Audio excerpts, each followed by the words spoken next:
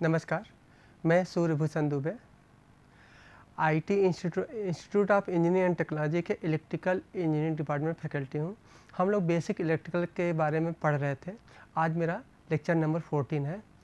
Previous lecture में हम लोगों ने एवरेज के बारे में पढ़ा था, बट कुछ टॉपिक अभी बचे थे एवरेज वैल्यू के लिए। तो आज हम लोग यूनिट नंबर 2 में जो एवरेज वैल्यू का रिमेनिंग पार्ट है उसको पढ़ेंगे और आरएमएस वैल्यू के बारे में स्टडी करेंगे।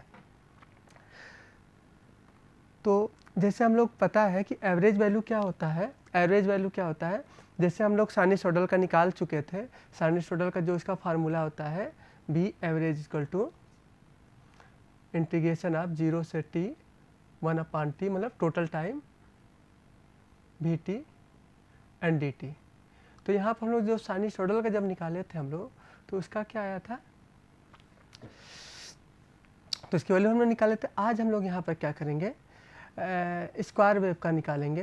तो स्क्वायर वेव का निकालने के लिए क्या है, आप देख रहे हैं कि यहाँ से लेकर के यहाँ तक जो t/2 तक इसकी वैल्यू क्या है, पॉजिटिव है, और t/2 से लेकर के t तक आपकी वैल्यू क्या है, निगेटिव है।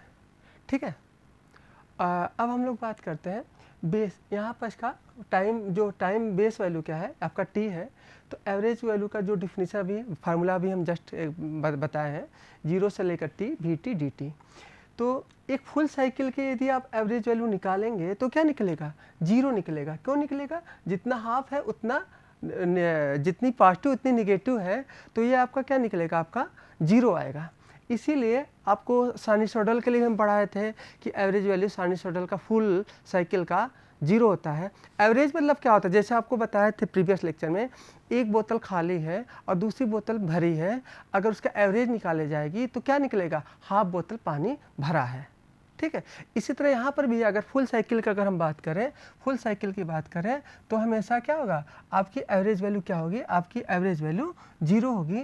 तो 0 होने का मतलब क्या है, हमें यहाँ पर क्या निकालेंगे, या तो इसलिए हम हाफ साइकिल का निकालते हैं।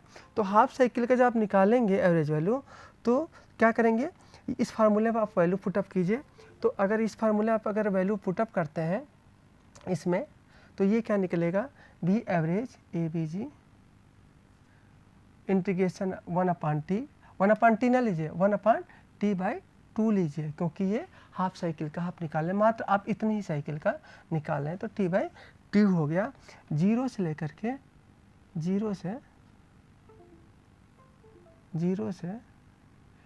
t/2 हो गया, और वी टी की वैल्यू क्या हो गई, v0 हो गया, और डी टी हो गया। ठीक है। अब देखिए ये क्या हो जाएगा, 2/t हो जाएगा, 2/t हो जाएगा, 0 से t/2 और we T v0 D T. इसका आप इंटीग्रेशन करेंगे तो 2/t तो यही हो जाएगा, और v0 बाहर निकल जाएगा, और इसका क्या हो जाएगा, t हो जाएगा, इंटीग्रेशन t हो जाएगा, और इसकी लिमिट क्या होगी, 0 से लेकर के t/2 हो जाएगी। और अगर आप ऊपर चलेंगे तो क्या हो जाएगा, तो ये आपका क्या हो जाएगा, 2/t इंटू v0, और इसकी वैल्यू आप रखेंगे तो क्या होगा, t/2 आ जाएगा।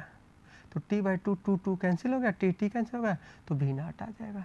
तो एवरेज वैल्यू क्या हो जाएगा, स्क्वायर वेव का एवरेज वैल्यू क्या हो गया, v0 आ गया। ठीक है। अब हम बात करते हैं सॉटूथ का, मतलब ट्रायंगल का, या सॉटूथ बोलते हैं।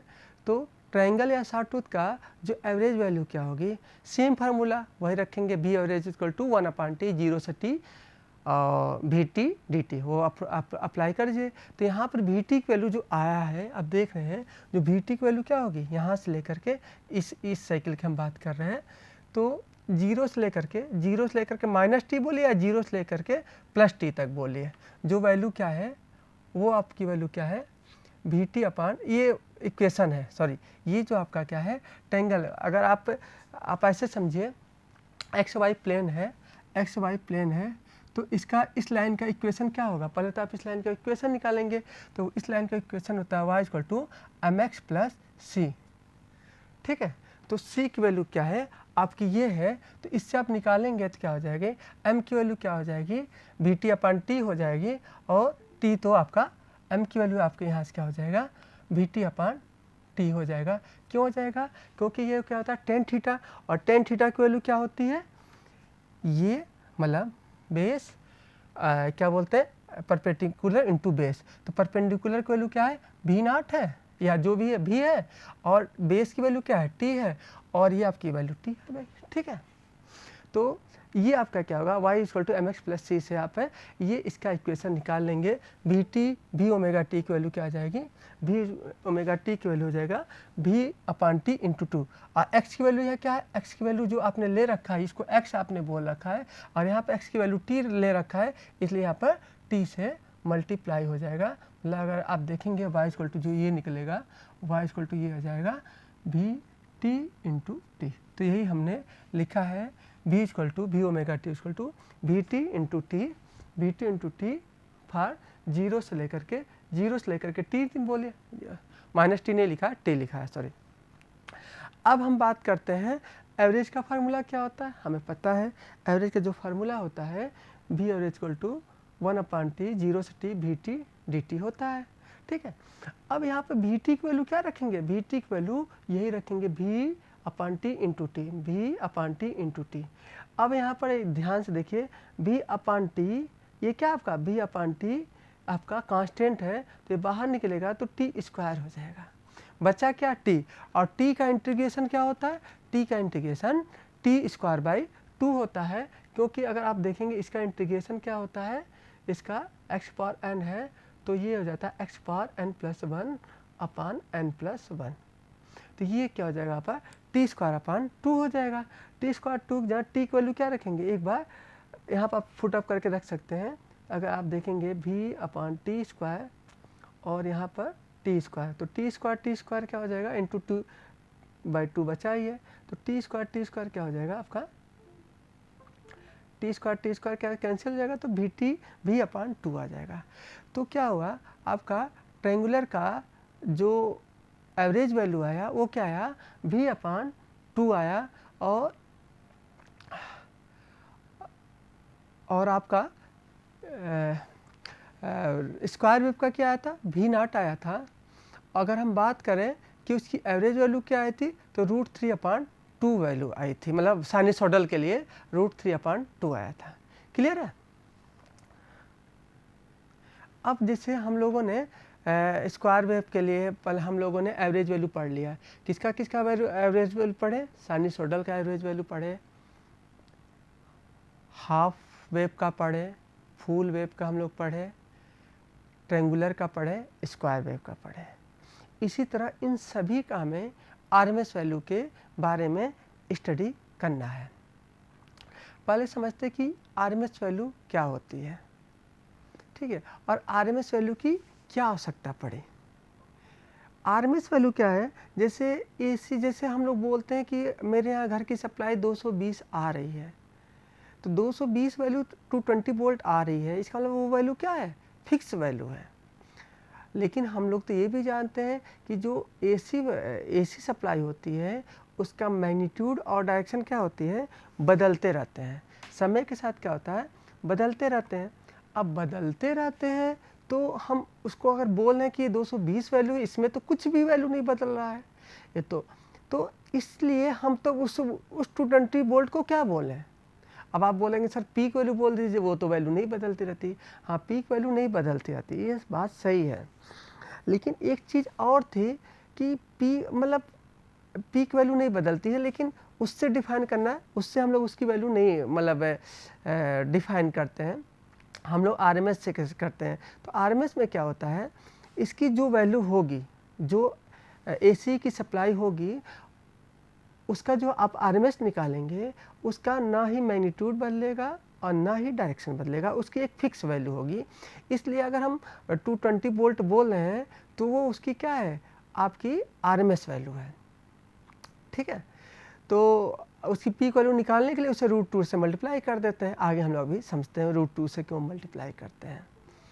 अब एक चीज़ है, अभी आपने बोला कि सर इसको पीक वैल्यू से क्यों नहीं रिप्रेजेंट कर देते हैं, पीक वैल्यू तो नहीं बदलती रहती है, तो हम पीक वैल्यू से इसलिए नहीं रिप्रेजेंट करते हैं।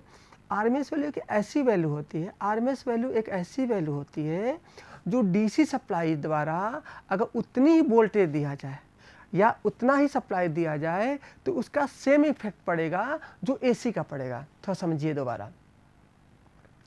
हम लोग क्या चाहते हैं, कोई भी चीज़ ले वो किसी से क्या करे भाई, डीसी भी सप्लाई वो भी इलेक्ट्रिकल सप्लाई है, एसी भी इलेक्ट्रिकल सप्लाई है, तो दोनों में क्या बनाते हैं, इक्विवेलेंस बनाते हैं।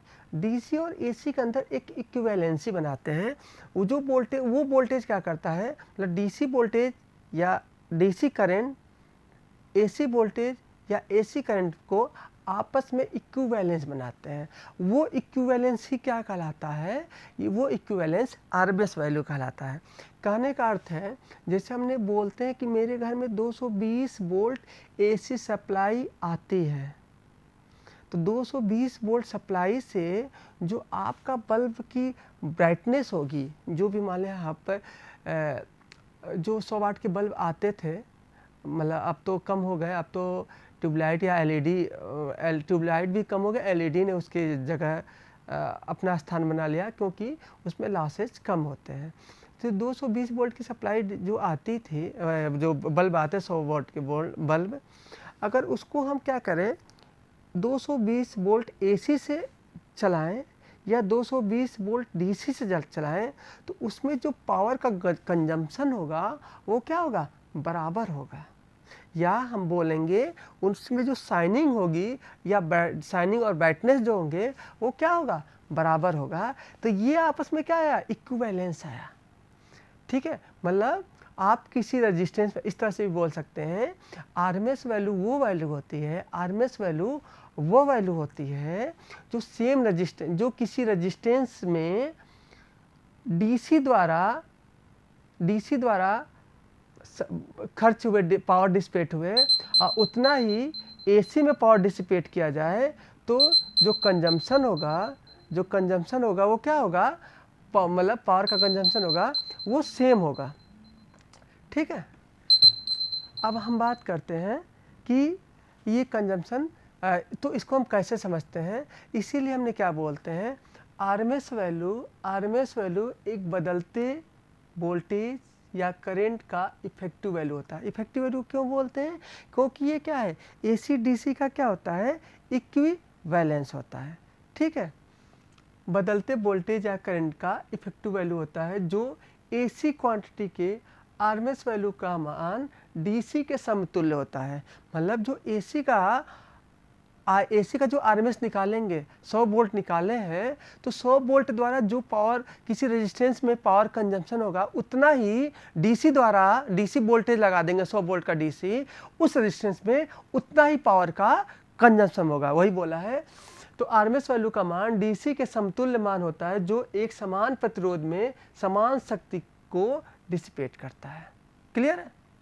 उदाहरण के रूप में या एग्जाम्पल के रूप में 6 वोल्ट आरएमएस एसी की सप्लाई, मतलब आपूर्ति सप्लाई से जुड़ा एक लैंप, और वही लैंप 6 वोल्ट डीसी के से सप्लाई से कनेक्ट होने पर समान शाइनिंग और ब्राइटनेस देता है। क्लियर है। इसीलिए इसको क्या बोलते हैं, इफेक्टिव आरएमएस वैल्यू को हम लोग इफेक्टिव वैल्यू भी बोलते हैं। अब हमने क्या बोला, चूँकि आरएमएस वैल्यू का मान डीसी के मान के समतुल्य होता है, इसलिए इसे इफेक्टिव वैल्यू कहते हैं। अब जो आरएमएस का जो फार्मूला होता है, I R M S equal to 1/T 0 से T I² dt। I²T ये क्या, इसका नाम से पढ़ेंगे रूट मीन स्क्वायर वैल्यू। तो जो भी इसके मीन वैल्यू है, सारे मीन वैल्यू को क्या कीजिए, स्क्वायर कर दीजिए। तो स्क्वायर कर दिए और उसको क्या कीजिए, और कहाँ से कहाँ तक, उसकी एक बेस लिमिट होगी, मतलब 0 से लेकर के T तक, 0 से लेकर के T तक कीजिए या 0 से T/2 कीजिए। ठीक है, मतलब पूरी बेस, मतलब जितना आप ये इंटीग्रेशन लेंगे पूरी आपकी बेस वैल्यू उतनी रहनी चाहिए। उसके बाद क्या कर देंगे, रूट कर देंगे। तो आप खुद देखिए, ये पहले क्या था, साइनसॉइडल वेव था। इसका जब स्क्वायर करेंगे तो ये क्या हो जाएगा, ये अगर ये 2 एम्पियर होगा तो ये क्या हो जाएगा, 4 एम्पियर हो जाएगा। स्क्वायर, इसका स्क्वायर करेंगे तो और ये बड़ी हो जाएगी, और इसका जब स्क्वायर करेंगे तो ये निगेटिव से क्या हो जाएगा, पॉजिटिव हो जाएगा। अब ये बताइए, अगर इस पूरे का आप एरिया निकालेंगे, इस एरिया, इसका एरिया और इसका एरिया, पूरे का एरिया निकालेंगे और उसका और उसको ऐड करेंगे तो रिजल्टेंट 0 आएगा, नहीं आएगा, यहाँ पर जीरो नहीं आएगा। लेकिन अगर आप एवरेज वैल्यू की बात करते हैं तो वहाँ पर क्या हो जाता था, जीरो हो जाता था।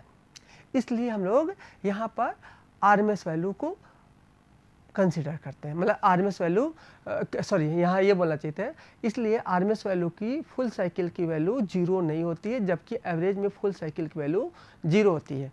एक चीज़ आप और बोलना चाहेंगे कि सर जो हम लोग 220 वोल्ट बोलते हैं, आपने बोला मैग्नीट्यूड नहीं लेते हैं, वो समझ में आ गया क्योंकि वो एसी के इक्विवेलेंट था। अब दूसरी बात करते हैं कि सर जो 220 वोल्ट मेरे घर में सप्लाई आती है, उसको हम एवरेज वैल्यू क्यों नहीं लेते हैं? उसकी तो वैल्यू भी 0.636 आती है, मतलब उसकी भी वैल्यू फिक्स होती है। दिक्कत ये आती है उसका, अगर दो प्रॉब्लम है। पहली बात तो वो एवरेज वैल्यू डीसी के इक्विवेलेंट नहीं है। आप एक चीज़ और थोड़ा सोचिए ध्यान से, अगर उतना ही वोल्टेज द्वारा उसकी भी एक वैल्यू होगी जो एसी के क्या हो, मतलब आप ये बोल सकते हैं कि सर जो 0.636 वोल्ट आ रहा है उतना ही वोल्टेज डीसी के लिए एक इक्विवेलेंसी बना दें, वो नहीं बन सकता है। इसका रीज़न ये है, आपस में इक्विवेलेंसी ना बनने का रीज़न क्या है, एसी क्या है फुल साइकिल के लिए क्या हो जाता है, जीरो हो जाता है। तो वो इक्विवेलेंसी बनना क्या है, पॉसिबल नहीं, इम्पॉसिबल है। तो इसलिए हमेशा जो हम लोग एसी सप्लाई के बारे में बोलते हैं, 220 वोल्ट आ रही है, 100 वोल्ट आ रही है, कुछ भी वोल्ट अगर एसी सप्लाई के बारे में बोलते हैं, साइनसॉइडल एसी सप्लाई जो आती है, वो हम कौन सी वैल्यू को स्पीक करते हैं या रिप्रेजेंट करते हैं, वो हम लोग आरएमएस वैल्यू को रिप्रेजेंट करते हैं, ना कि हम लोग उसके एम्पलीट्यूड को, मैग्नीट्यूड को या एवरेज वैल्यू को या पीक वैल्यू, किसी चीज़ को रिप्रेजेंट नहीं करते, ओनली आरएमएस वैल्यू को रिप्रेजेंट किया जाता है। ओके, अब ये तो समझ में आ गया कि आरएमएस वैल्यू हमें क्यों पढ़ना चाहिए। आरएमएस वैल्यू मतलब ये डीसी द्वारा सप्लाई की हुई वोल्टेज और इसके द्वारा सप्लाई हुए वोल्टेज आपस में क्या होते हैं, इक्विवेलेंस होते हैं। ठीक है, तो I R M S equal to होगी, आपको डिफिनेशन बता दिए थे, I R M S equal to 1/t under root में 1/t 0 से t I square t t d t. अब क्या करेंगे, अब हम उसी प्रकार साइन वेव का आर एम एस वैल्यू निकालेंगे, फुल वेव का निकालेंगे, हाफ वेव का निकालेंगे, ट्रेंगुलर का निकालेंगे और स्क्वायर वेव का निकालेंगे। ये पांचों बहुत ही इम्पॉर्टेंट है, ये एग्ज़ाम में आपके पूछे जाते हैं। असिस्टेंट इंजीनियर में, जूनियर इंजीनियर में, कोई भी आप इलेक्ट्रिकल का जो भी आप एग्ज़ाम देंगे वो सब इससे बेसिक से पूछे जाते हैं। अब बात करते हैं प्योर साइनसॉइडल वेव का। प्योर साइनसॉइडल, ये आपका क्या, आपका प्योर साइनसॉइडल वेव है, क्लियर है। इसका मुझे एक साइकिल का निकालिए वैल्यू, एक साइकिल का निकालिए या हाफ साइकिल का निकालिए, उसकी वैल्यू क्या आएगी, सेम आएगी। क्यों सेम आएगी, आपने देखा होगा यहाँ पर जो ये माइनस था वो क्या हो जाएगा, ऊपर जा कर के भी क्या हो जाएगा, पॉजिटिव होगा। आप इसका निकालिए या इसका निकालिए या दोनों को निकालिए या 3 का 1.5 साइकिल का निकालिए, 2 साइकिल का निकालिए, 3, कितना भी कुछ भी, वैल्यू क्या आएगी, हमेशा सेम आएगी। जबकि एवरेज वैल्यू में ऐसा नहीं था, उसकी वैल्यू 0 आएगी या कुछ आएगी। ठीक है, अब बात करते हैं तो इसका जो इक्वेशन होगा, इसका साइनसॉइडल होगा तो इसका इक्वेशन क्या होगा, ये लिखिए V0 sin ओमेगा टी। इसको हम पहले ही बता चुके थे, इसको इस तरह से रिप्रेजेंट किया जाता है। ठीक है, for the one complete cycle, तो यहाँ से एक कंप्लीट साइकिल क्या होगा, 0 से लेकर के 2 पाई तक होगा, 0 से लेकर के 2 पाई तक होगा। और यहाँ से इसकी लिमिट क्या होगी, 0 से 2 पाई हमने लिखा, लिमिट 0 से लेकर के 2 पाई। इसका इक्वेशन अभी हम लोग फार्मूला पढ़े थे, 1/t 0 से t v square D t. तो 1/t की वैल्यू क्या हो गई, बेस वैल्यू 2 पाई हो गई, 2 पाई 1/2 पाई हो गया। ठीक है, 0 से 2 पाई v square omega T D omega T. अब यहाँ पर आपने क्या किया, v स्क्वायर को बाहर निकालिए, जो इसको v स्क्वायर की वैल्यू क्या है, v स्क्वायर की वैल्यू आपका देखेंगे V0 sin ओमेगा टी, तो v स्क्वायर हो जाएगा, v स्क्वायर बाहर निकल गया, sine square omega T D omega T हो गया। अब हमें क्या करना है, हमें इसका इंटीग्रेशन करना है, इसका पूरे का इंटीग्रेशन करना है। इसका पूरे का इंटीग्रेशन क्या आता है, इस पूरे का इंटीग्रेशन आपका पाई आता है। अब देखिए इस पूरे का इंटीग्रेशन पाई कैसे आता है समझते हैं, यह सॉल्व कर देते हैं हम। पहली बात क्या है, cos 2 थीटा इक्वल टू क्या होता है, cos 2 थीटा इक्वल टू होता है 1 माइनस 2 साइन स्क्वायर थीटा। पहली बात इसको इंटीग्रेशन तभी करेंगे जब इसका स्क्वायर आप हटा देंगे। तो यहाँ से क्या हो जाएगा, sine square theta equal to क्या हो जाएगा, अगर आप ध्यान देखेंगे sine square theta equal to आपका हो जाएगा 1 माइनस, ये इधर जाएगा तो माइनस होगा, लेकिन ये माइनस हटाएंगे तो प्लस हो जाएगा 1 माइनस cos 2 थीटा अपान 2 हो जाएगा। ठीक है, अब इसका इंटीग्रेशन इस पूरे का हमने यहाँ ले रखे हैं। इसकी वैल्यू देखिए पाई कैसे आ रही है, इसकी वैल्यू अब देखेंगे 0 से लेकर के 2 पाई आया, 0 से लेकर के 2 पाई आया। और इसको साइन स्क्वायर ओमेगा टी जहाँ क्या लिखेंगे 1 माइनस cos 2 थीटा अपान 2, ठीक है, 1 अपान cos 2 theta upon 2 into D T. ठीक है, तो 1 अपान 2 क्या हो जाएगा, बाहर निकल जाएगा, अंदर बचेगा क्या बचेगा 0 से लेकर के 2 pi into 1 D T minus 0 से लेकर के 2 पाई और कास, ये थीटा ना लेकर टी लिख दे, कास 2t इंटू डी टी। ठीक है, इसका क्या आ जाएगा, अगर आप ध्यान से देखेंगे 1 अपान 2, इसका t हो जाएगा और t का क्या हो जाएगा 2 पाई हो जाएगा। इसका क्या हो जाएगा, इसका आपका कास 2 थीटा क्या हो जाता है साइन 2 थीटा होता है। तो ये हो जाएगा साइन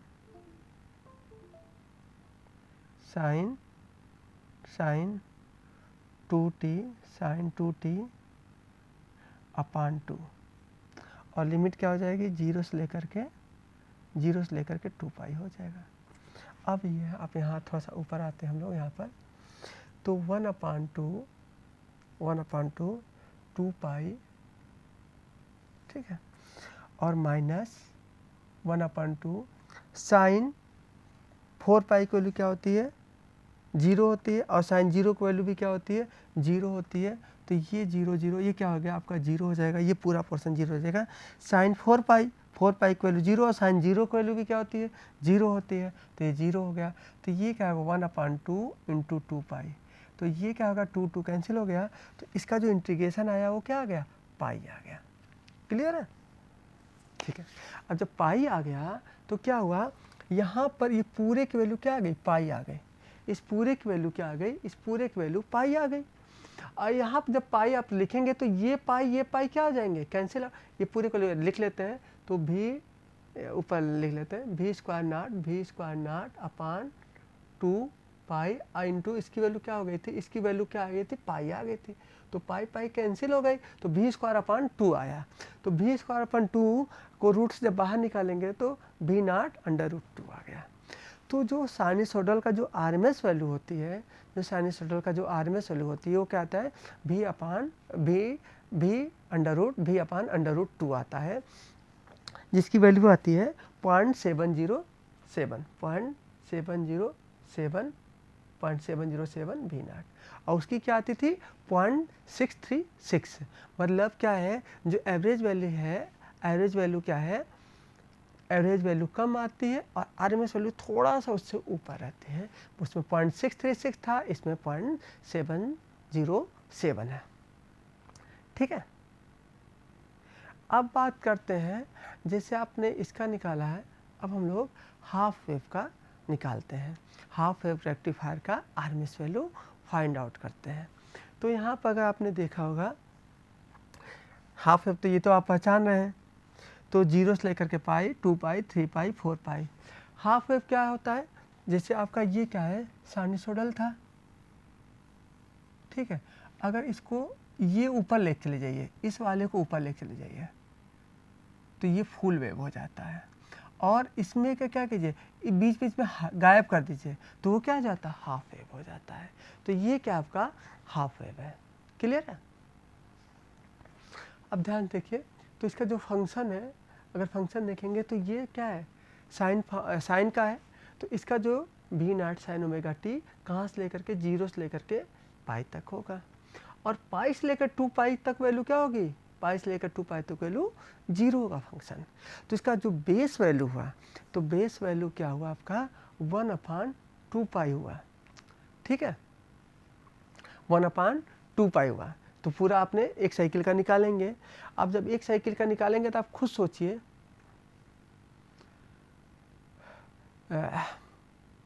तो बेस वैल्यू सॉरी हाँ, तो बेस वैल्यू का हम निकालते हैं, तो 1/2 पाई। तो v square not upon 2 pi, v square not upon इसकी जो वैल्यू हो गई आपकी, इक्वेशन क्या था आपका, तो जो हम लोग इक्वेशन लिखे थे दोबारा लिख देते हैं, √1/t 0 से t और v स्क्वायर dt। तो v स्क्वायर की वैल्यू क्या है, v नॉट की वैल्यू क्या है, v square sine square omega T. तो v स्क्वायर बाहर निकलेगा, v square sine square omega T. और आपका जो बेस वैल्यू क्या है, बेस वैल्यू 2 पाई है, यहाँ से लेकर के यहाँ तक। ठीक है, जब 2 पाई है तो आपका क्या हो गया आपका, तो यहाँ पर आपने 2 पाई लिख दिया, और इसकी वैल्यू आप क्या करेंगे, निकालेंगे। इसकी जब वैल्यू आप निकालेंगे तो क्या आएगा, इसकी वैल्यू जो आप निकालेंगे तो ये पाई आ जाएगा। पाई तो उसमें आया था, इस वाले कंडीशन में आपका क्या आया था, इस वाले में आपका पाई आया था जब 0 से लेकर के 2 पाई था। और इसमें जो आएगा, इसमें पाई बाई 2 आएगा। इसकी जो वैल्यू आएगी पाई बाई 2 आएगी। आप कैसे आएगी पाई बाई 2, इसको हम लोग सॉल्व कर लेते हैं। देखिए हम लोग सॉल्व ही, ये तो फुल वेव का हो गया, इसको सॉल्व कर लेते हैं। सॉल्व करेंगे, इस पूरे की वैल्यू जो आएगी इसको सॉल्व करेंगे तो ये क्या आ जाएगा, पाई बाई 2 आ जाएगा। पाई बाई 2 क्या आएगा, सेम इक्वेशन अगर आप ध्यान से देखिए, यहाँ पर हम लोग सॉल्व किए थे, तो यहाँ पर जो इक्वेशन आएगा सेम चीज़ करेंगे, और यहाँ जो लिमिट है 1/, क्या कर देंगे, पाई कर देंगे। तो पाई करेंगे तो आपको क्या हो जाएगा, ये तो आपका ये देखिए 2 ये 2 पाई की जगह क्या हो जाएगा, केवल पाई हो जाएगा। क्लियर है। और ये क्या हो जाएगा, आपका पोर्शन 0 हो जाएगा। तो ये तो पाई बाई 2 ही तो बचा। देखिए यहाँ पर आपने जो लिमिट रखा था 0 से लेकर के 2 पाई, यहाँ पर जो लिमिट हो जाएगी वो क्या हो जाएगी, 0 से लेकर के पाई। तो यहाँ पर जो 0 से लेकर के जब पाई हो जाएगा तो यहाँ 2 पाई नहीं आएगा, केवल पाई, और पाई बाई 2 आ जाएगा। तो वही तो हम बताना चाह रहे हैं कि यहाँ पर जो आ जाएगा आपका, यहाँ पर जो इसको सॉल्व करेंगे, इसको सॉल्व करने पर पाई बाई 2 वैल्यू हो जाएगी, पाई बाई 2 हो जाएगी। तो यहाँ पर आप रखेंगे तो ये पाई कट गया, और बाई 2, और 2 क्या हो जाएगा, 4 हो जाएगा। तो यहाँ पर इसको सॉल्व करेंगे तो √v0² हो जाएगा, और 4 नॉट ये v0 हो जाएगा, और 4 का क्या हो जाएगा, 2 हो जाएगा। तो आज के लिए हम लोग क्या करते हैं, इतना ही पढ़ते हैं। अगला लेक्चर हम लोग आगे पढ़ेंगे। धन्यवाद, नमस्कार।